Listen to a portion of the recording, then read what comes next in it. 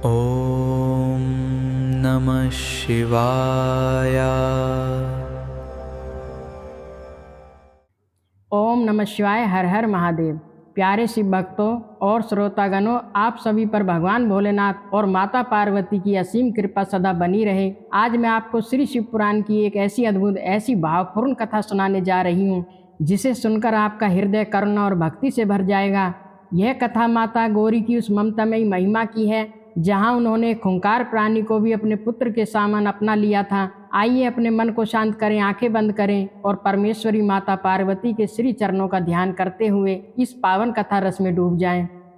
भक्तों, वायु देवता यह पावन प्रसंग सुनाते हुए कहते हैं कि कौशिकी को उत्पन्न करके उसे ब्रह्मा जी के हाथ में सौंपने के पश्चात माता गौरी ने उस उपकार के बदले में पितामह ब्रह्मा जी से कुछ अत्यंत मधुर वचन कहे। माता का हृदय तो करुणा का सागर है। उन्होंने बड़े ही प्रेम से ब्रह्मा जी से पूछा, हे पितामह, क्या आपने मेरे इस पावन आश्रम में रहने वाले इस व्याघ्र यानी इस बाघ को देखा है? जब मैं अपनी कठिन तपस्या में लीन थी तब इसी ने दुष्ट और हिंसक जंतुओं से मेरे इस तपोवन की रक्षा की है। यह साधारण प्राणी नहीं है।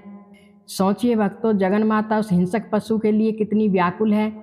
देवी ने आगे कहा, यह बाघ मुझ में अपना पूरा मन लगाकर अनन्य भाव से निरंतर मेरा भजन करता रहा है। इसने अपना सब कुछ मुझे अर्पण कर दिया है। अतः अब इस बेचारे की रक्षा करने के सिवा मेरा दूसरा कोई भी प्रिय कार्य नहीं है।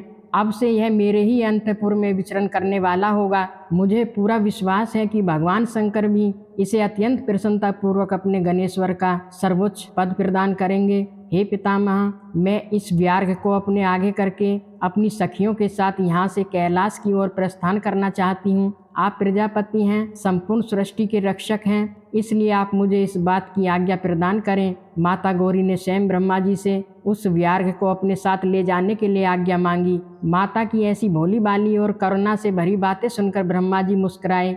उन्हें माता की सरलता पर बड़ा अचरज हुआ। हंसते और मुस्कुराते हुए ब्रह्मा जी ने उस व्याघ्र की पुरानी और क्रूरतापूर्ण करतूतों का स्मरण किया और उसकी दुष्टता का वर्णन करने लगे। उन्होंने देवी को उस दुष्कर्मी प्राणी को साथ ले जाने से रोकना चाहा। ब्रह्मा जी ने कहा, हे देवी, तनिक विचार तो कीजिए। कहाँ तो पशुओं में सबसे क्रूर और हिंसक यह व्याघ्र और कहाँ आपकी यह मंगलमयी पवित्र कृपा। आप यह क्या कर रही हैं? आप एक विषधर सर्प के मुख में साक्षात अमृत क्यों सींच रही हैं? यह जो आपके सामने बाघ के रूप में खड़ा है, यह वास्तव में बाघ नहीं बल्कि कोई अत्यंत दुष्ट निशाचर है, कोई मायावी राक्षस है। इसके पापों की कोई सीमा नहीं है। इसने बहुत सी भोली भाली गौओं और तपस्या में लीन पवित्र ब्राह्मणों को निर्दयता से खा डाला है। यह उन सभी को अपनी इच्छानुसार भारी संताप देता हुआ मनमाना रूप धारण करके इस संसार में विचरता रहता है।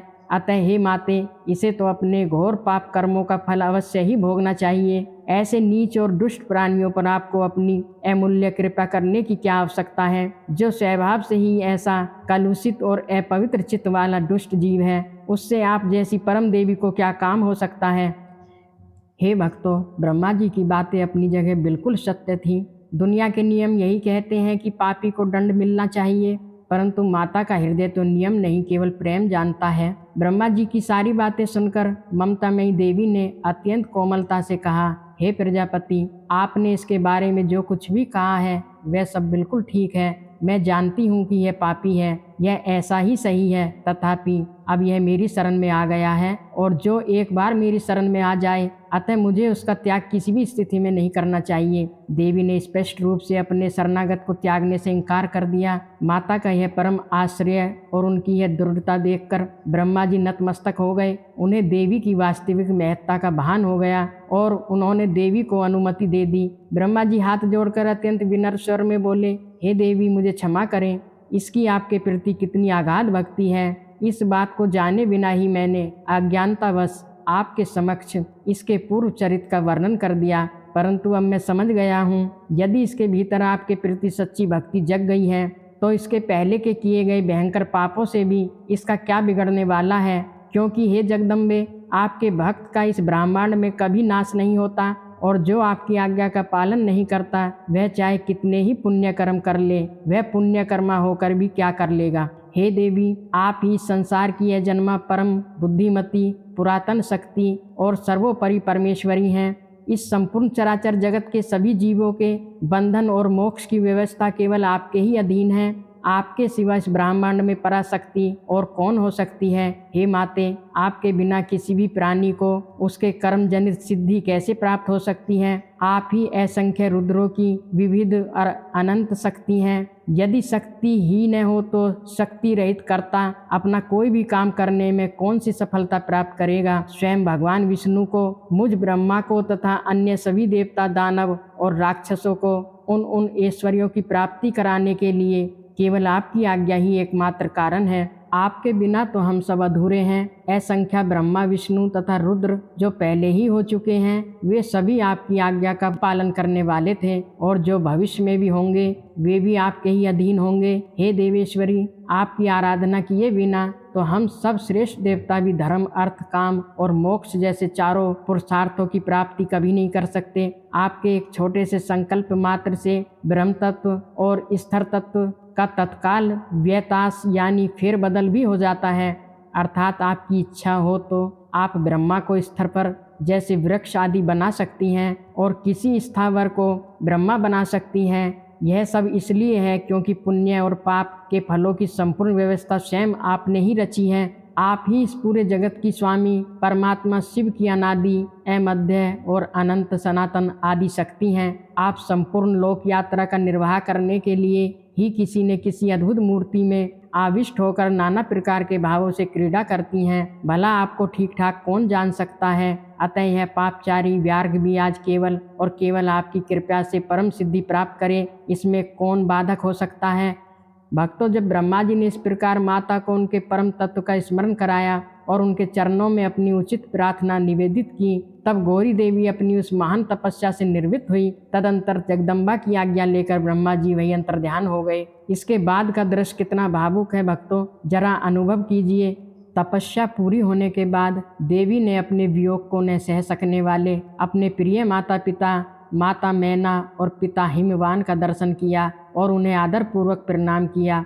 अपनी पुत्री से मिलकर माता पिता की आंखों से आंसू छलक पड़े। देवी ने बड़े ही प्रेम से उन्हें नाना प्रकार से आश्वासन दिया और उनके हृदय को शांत किया। फिर देवी ने उस तपोवन के वृक्षों की ओर देखा जो उनकी तपस्या के परम प्रेमी बन गए थे। जैसे ही माता ने देखा, वे सभी वृक्ष उनके सामने श्रद्धा से फूलों की वर्षा करने लगे। ऐसा जान पड़ता था मानो माता से होने वाले वियोग के उस गहरे शोक से पीड़ित होकर वे वृक्ष भी अपने आंसू बरसा रहे हों। उन पेड़ों की शाखाओं पर बैठे हुए विहंगमों यानी पक्षियों के कलरव के व्याज से मानो वे व्याकुलता पूर्वक नाना प्रकार से दीनतापूर्ण विलाप कर रहे थे। प्रकृति का कण कण माता के जाने से रो रहा था, परंतु माता तो अपने स्वामी, अपने प्राणनाथ से मिलने के लिए व्याकुल थी। तदंतर अपने पति के दर्शन के लिए उतावली होकर उस खूंखार व्यार्घ को अपने एक और औरस पुत्र की भांति अपने सगे बेटे की तरह स्नेह से अपने आगे आगे करके अपनी सखियों से मीठी मीठी बातचीत करती हुई माता गौरी मंदराचल पर्वत की ओर चली।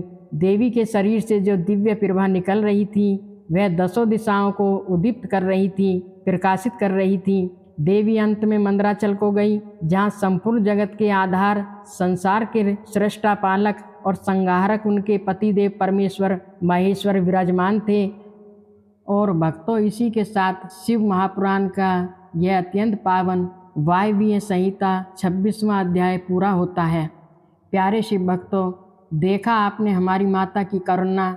एक बाघ जिसने जीवन भर केवल पाप किए, जीव हत्या की, लेकिन जब वह माता के तपोवन में उनकी रक्षा के लिए बैठा और अनन्य भाव से उनका ध्यान किया तो माता ने उनके सारे पाप क्षमा कर दिए, उसे अपने सगे पुत्र की तरह अपनाया और भगवान शिव के गण का पद दिलाने के लिए साथ ले गईं।